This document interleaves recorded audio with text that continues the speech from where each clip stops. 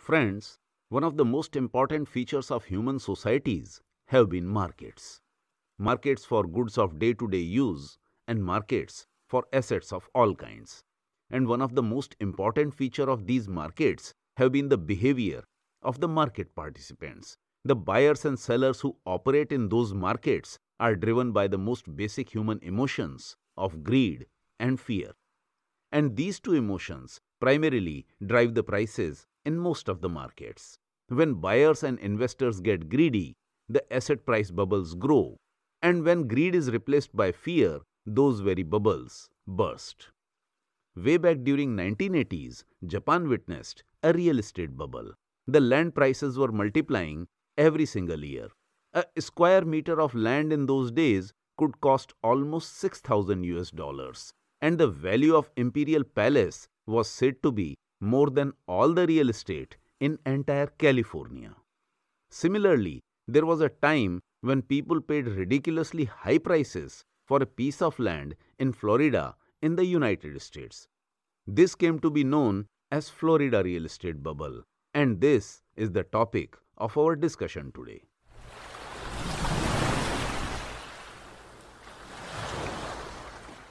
The Florida real estate bubble developed around the same time when the bubble in American stock market was also developing. If you have seen the Genius Indian video on the Wall Street crash of 1929, then you know that the 1920s in America were a time of peace and growing prosperity. The First World War had just ended, and the Americans were enjoying an economic boom like never before. New railroads were being laid everywhere, and highways were being built from one end of the country to another. Industries were producing consumer goods. Electrification was changing American cities and homes. Radios, aeroplanes, and vacuum cleaners were becoming commonplace, and a whole lot of people were driving cars. Henry Ford's factories were producing more cars every year, and the price of cars was falling. As a result of which, car ownership was becoming common among the middle-class Americans. This led to a boom in cross-country travel, as workers used their vacations to visit various parts of the continent by their own car. Meanwhile, the American stock market was rising steadily, and many investors were becoming quite well off. As people made more money, their desires for good times grew. And one of the desires was to travel to places which had nice weather, warm weather, and possibly a couple of beaches. And Florida was one such place. It had lovely weather and lots of sunshine. As a result, Florida became a big attraction for the newly rich people from New York, Chicago, and the rest of the United States. Miami acquired an image of a tropical paradise, a kind of image that most Indians have about our own Goa. And that's why holidays in Florida soon became a desirable pastime for most of America's middle classes. With all those tourist arrivals, the tourism industry in Florida boomed. Its population grew exponentially, and the state's supply of houses could not satisfy the soaring demand, and this caused land prices to rise. Smart investors took notice of Florida's real estate prices, and they began taking interest in Miami's real estate. When investors in New York and Massachusetts heard about the doubling and tripling of Florida real estate prices, they clamored for a piece of action. Soon, they pumped incredible quantities of capital into Florida's real estate market, and they began investing in projects such as golf courses, resorts, and retirement communities. Mansions with massive swimming pools were sprawling in practically every area, and the properties along the waterfront became the most desirable.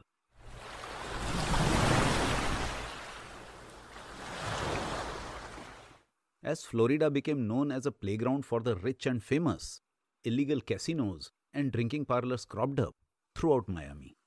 As Florida's economy boomed, cheap credit became available. So easily available that practically anybody could invest in real estate regardless of his net worth. Just as people in New York could buy shares worth $100 with just $10 in their pocket, here in Florida also many people bought large houses by borrowing money. Many people did not even visit the house before buying, and many people bought villas through mail orders. At the peak of the mania, it seemed as if almost everybody in Florida was either a real estate investor or a real estate agent. The newspapers were filled with the massive number of real estate ads. In 1922, the Miami Herald became the heaviest newspaper in the whole world. According to an account, once the Miami Daily News published a 504-page edition in 20 sections, all of which were loaded with real estate ads, and it weighed almost 3.5 kilos.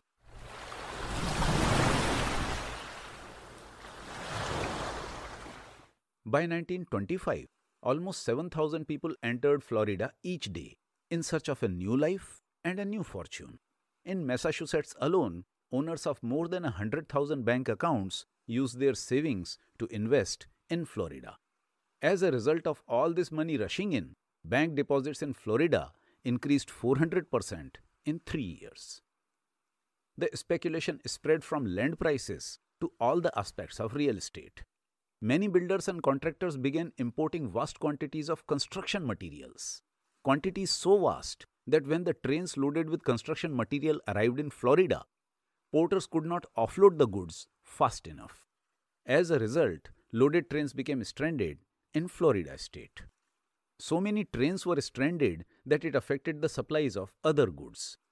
Groceries and other consumer goods could not arrive in Florida simply because there were no trains available. Ultimately, the railroad companies declared an embargo on the transportation of construction materials. But before the supplies could resume, many investors got frightened. They realized that all was not well in Florida.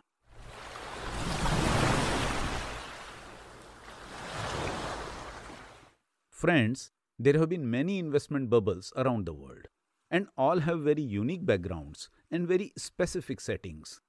But one thing is common to all: they ultimately burst. And another thing that is common is that they burst suddenly, generally without a visible trigger. And that's what happened here as well. The railroad embargo was just one small trigger. Massive speculation was another. Many investors had borrowed lots of money to buy properties, and by late 1925, they were unable to pay their installments back to the banks.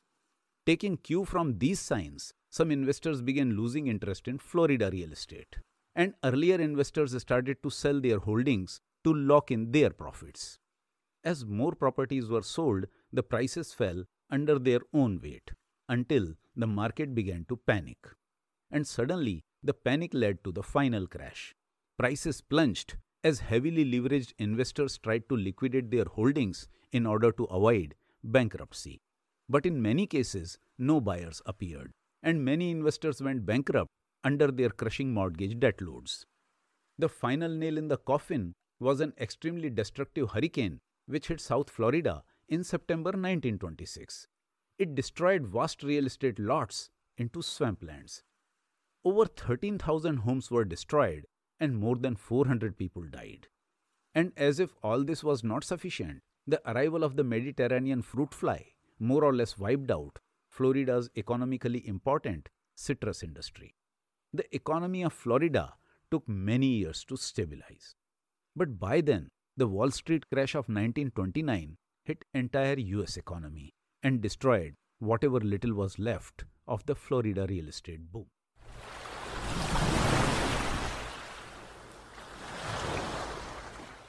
So friends, this was a brief intro to the topic of Florida real estate boom. In the next episode, we will discuss yet another topic important for our personal and professional growth. So please don't miss it. Until then, keep learning, keep sharpening your skills, and keep improving your life.